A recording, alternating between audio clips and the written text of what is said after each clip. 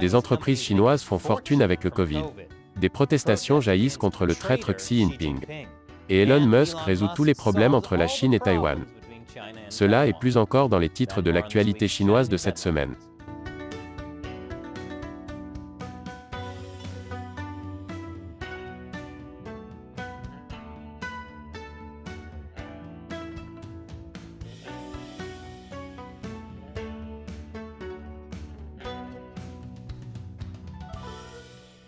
Bienvenue à Chine non censurée. Je suis Chris Chappell. Cet épisode est sponsorisé par Surfshark. Vous devriez utiliser un VPN comme Surfshark pour vous protéger chaque fois que vous allez en ligne. Une protestation rare a eu lieu à Pékin cette semaine. Quelques jours avant le 20e congrès du Parti communiste. Quelqu'un a déployé 2 banderoles et allumé un feu sur un pont de la capitale chinoise. Un événement qui ne serait pas très grave dans d'autres pays où les protestations sont légales. Mais en Chine, c'est énorme. Surtout depuis que Pékin a renforcé la sécurité à l'approche d'une grande réunion du Parti communiste. La dernière fois que cette réunion a eu lieu, Pékin a interdit la vente de couteaux et a ordonné aux gens de ne pas ouvrir leurs fenêtres. Le fait que quelqu'un ait pu protester de quelque nature que ce soit est donc assez remarquable. Cette banderole dit « Non au test Covid, oui à la nourriture. Non aux enfermements, oui à la liberté. Non aux mensonges, oui à la dignité. Non à la révolution culturelle, oui à la réforme. Non aux leaders, oui au vote. Ne soyez pas un esclave, soyez un citoyen. » Mais c'est la deuxième banderole qui est encore plus explosive. Elle dit « Étudiants, faites la grève. Travailleurs, faites la grève. Chassez le traître et dictateur Xi Jinping. » Voici une photo d'une personne habillée comme un ouvrier du bâtiment en train de déployer la banderole. Dans cette vidéo, vous pouvez voir la police enlever les banderoles et il semble qu'elle ait arrêté la personne qui les a mises en place. Inutile de dire que toutes les photos et vidéos de cet incident ont été retirées de l'Internet et des médias sociaux chinois. Des mots comme « guerrier » et « personne courageuse » ont été censurés. Des personnes ont vu leur compte WeChat suspendu pour avoir partagé des photos de l'incident. Et voilà à quel point la censure peut devenir folle en Chine. Une chanson intitulée « Sitong Bridge », le nom du pont où l'incident se serait produit, a été retirée des plateformes musicales en ligne. Imaginez qu'une manifestation ait lieu à Manhattan et que toutes les chansons sur New York soient retirées d'Internet. Cette semaine, les autorités chinoises se sont empressées de contrôler les nouveaux cas de Covid dans le pays. Quelle est la gravité de la situation? Eh bien, la Chine continentale a signalé 427 nouveaux cas symptomatiques de Covid pour lundi dans tout le pays. Et si vous ajoutez les cas asymptomatiques, il y a plus de 2000 nouveaux cas de Covid par jour en Chine. Ce qui, ok, ne semble toujours pas beaucoup dans un pays de 1,4 milliard d'habitants. Mais ce sont les chiffres officiels qui pourraient être en dessous de la réalité. Et rappelez-vous, le Parti communiste chinois a une politique de zéro Covid. Même 2000 cas, c'est toujours plus que zéro. Et le seul outil dont dispose le Parti communiste est de traiter le virus comme un dissident chinois et de l'enfermer. Dans toute la Chine, cette semaine, près de 200 millions de personnes sont dans une sorte d'enfermement. Et cela a un coût. Pas le coût humain, le parti ne s'en soucie pas. Je veux dire le coût financier. Les analystes estiment que les tests de masse réguliers coûteraient près de 100 milliards de dollars par an, si 900 millions de personnes étaient testées tous les 3 jours. Ce que, dans les villes, beaucoup de gens sont tenus de faire. En fait, la police a même arrêté des personnes pour avoir sauté des tests Covid, les enfermant parfois pendant plus d'une semaine. Mais il y a un bon côté à toutes ces dépenses gouvernementales. Vous voyez, même si les mesures de dépistage ne sont pas très efficaces pour arrêter la propagation du Covid, l'industrie du dépistage continue à faire d'énormes profits. Ce qui signifie que tant que la politique chinoise du zéro Covid se poursuivra, certaines grandes entreprises et certains groupes d'intérêts spéciaux seront OK. Et ne croyez pas que le Parti communiste chinois va assouplir ses règles sur le Covid de sitôt. Le média d'État quotidien du peuple a écrit mercredi que les politiques de Covid allaient se poursuivre. Il a écrit « Il est déconseillé de rester couché, et il est impossible de gagner en restant couché. » Rester couché signifie ne rien faire. Ce qui en soi est une nouvelle tendance en Chine, car beaucoup de jeunes en ont assez non seulement de la politique du Covid, mais de toutes sortes de choses. Eh bien, vous feriez mieux de vous lever et de vous battre, bande de milléniaux paresseux. Combattre ce virus microscopique. En ne quittant pas votre appartement. Et pour encourager cet esprit de combat qui consiste à ne pas sortir, mais aussi à ne pas se coucher, une ville de la province du Yunnan a offert des récompenses en espèces aux résidents, qui signale des personnes qui tentent de dissimuler leur historique de voyage. Vous voyez, vous pouvez gagner la bataille contre le Covid en dénonçant vos amis et voisins. Oui, faites-le dans l'esprit du communisme, mais aussi dans l'esprit du capitalisme. Parce que les résidents qui dénoncent les contacts proches de ces voyageurs recevront 2000 yuan. Cela vaut environ 280 $ américains. Donc, si vous vivez en Chine et que vous prévoyez de partir en vacances, restez discret et ne postez pas vos photos de voyage gourmandes sur Instagram. En fait, vous ne pouvez pas, car Instagram est interdit en Chine. Fait amusant, la version chinoise d'Instagram s'appelle Xiaohongshu, ce qui signifie littéralement « petit livre rouge ». Et après la pause, Elon Musk résout le problème Chine-Taïwan. Bienvenue à nouveau. S'il y a quelque chose que j'ai appris de la folie de ces 2 dernières années, c'est que les milliardaires peuvent résoudre tous nos problèmes. Exemple concret, Elon Musk. Il a essayé d'acheter Twitter, en suggérant qu'il rétablirait certains discours interdits sur la plateforme, en particulier les discours politiques. Et la semaine dernière, dans une interview accordée au Financial Times, il a donné son avis de milliardaire très important sur le moyen de gérer la façon dont la Chine veut s'emparer de Taïwan.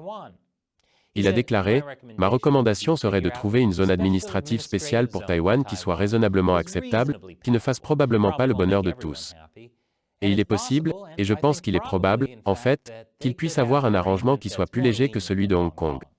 Donc, dans le cadre de cet arrangement, il est possible et peut-être même probable que Taïwan, sous l'autorité de la Chine, n'ait pas de liberté d'expression comme Hong Kong, mais puisse au moins conserver une partie de sa liberté d'expression.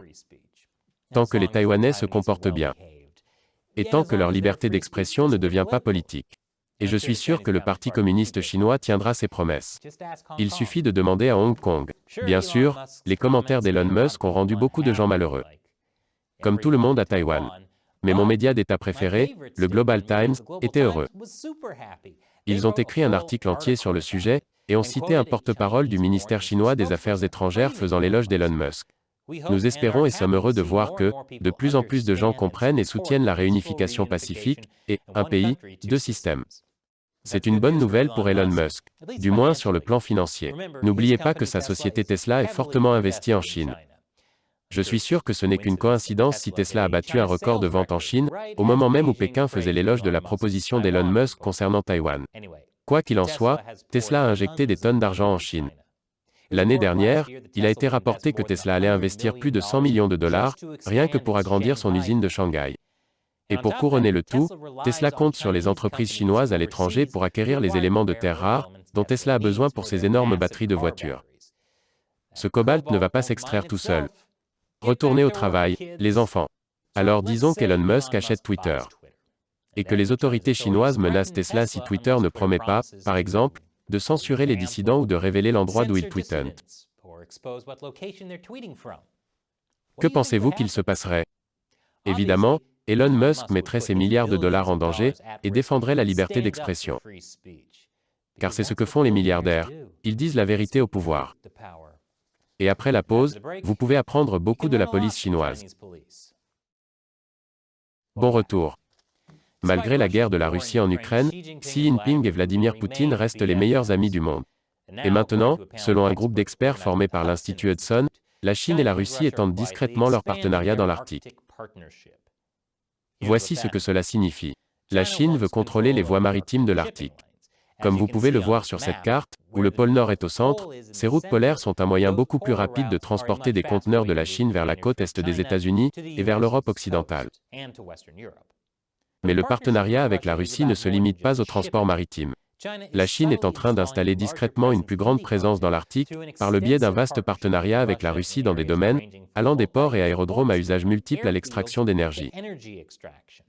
Et le partenariat comprendra également le partage de données de renseignement et de surveillance. C'est toujours bon quand les régimes autoritaires s'améliorent dans ces domaines. Officiellement, la Chine n'a pas établi de base militaire ou navale en Russie. Et cela n'arrivera probablement jamais. Parce que pourquoi risquer le retour de bâton d'une officialisation? Si la Chine a vraiment besoin d'amarrer ses destroyers dans un port russe, je suis sûr que ses 2 meilleurs amis peuvent s'arranger. En parlant de pays où la Chine ne va définitivement, positivement, certainement pas construire de base navale, les îles Salomon. C'est au milieu de l'océan Pacifique, entre l'Australie et Hawaï. Il se trouve qu'elles sont dirigées par un Premier ministre qui a pris de l'argent de la Chine et l'a utilisé pour assurer sa propre emprise sur le pouvoir. Il a récemment signé un accord de sécurité avec la Chine. Et maintenant il envoie 32 officiers de police en Chine pour une formation. Parce que la Chine a la meilleure formation pour les officiers de police. Ces habitants des îles Salomon vont apprendre les techniques chinoises pour une police de proximité efficace, protéger les droits des minorités, et s'assurer que les suspects sont traités avec dignité et équité.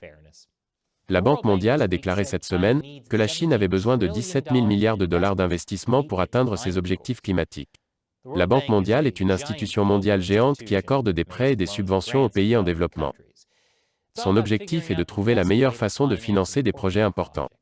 C'est la raison pour laquelle son dernier rapport indique que, pour contribuer à enrayer le changement climatique, la Chine aurait besoin d'investissements privés pour couvrir l'immense prix à payer et libérer les innovations nécessaires. En d'autres termes, les entreprises occidentales doivent vraiment investir dans les projets chinois d'énergie verte. Et je suis d'accord. Si elles le font, nous verrons certainement plus d'innovations, comme la Chine qui vole la technologie américaine des éoliennes, utilisant le travail forcé des ethnies pour fabriquer des panneaux solaires, et construisant plus de centrales électriques au charbon que le reste du monde réuni. C'est pourquoi la Banque mondiale déclare que la participation du secteur privé est cruciale pour permettre à la Chine d'atteindre la neutralité carbone. Parce que si les entreprises occidentales injectent de l'argent en Chine, le Parti communiste chinois l'utilisera certainement pour atteindre les objectifs climatiques de l'Occident. Et cet épisode est sponsorisé par Surfshark. Si vous en avez assez d'être sous surveillance constante, vous pouvez au moins cacher votre activité sur Internet avec un VPN comme Surfshark. Surfshark a un cryptage inviolable et les protocoles VPN les plus sûrs. Et grâce à la protection contre les fuites IP et DNS, ni le gouvernement ni votre fournisseur d'accès à Internet ne peuvent savoir d'où vous vous connectez réellement. Et Surfshark ne garde pas de traces de ce que vous faites en ligne. C'est pourquoi l'utilisation d'un VPN comme Surfshark est un élément clé de votre protection lorsque vous êtes en ligne. Donc utilisez Surfshark. Et une autre grande fonctionnalité est que vous pouvez connecter autant d'appareils que vous voulez avec un seul compte Surfshark. Alors essayez-le maintenant. Surfshark propose une offre spéciale pour les téléspectateurs de Chine non censurés, 83% de réduction sur un plan de 2 ans et 3 mois supplémentaires gratuits. Allez sur surfshark.com/uncensored et utilisez le code uncensored pour obtenir 3 mois supplémentaires gratuits. Utilisez le lien dans la description ci-dessous. Encore une fois, je suis Chris Chappell, merci de regarder Chine non censurée.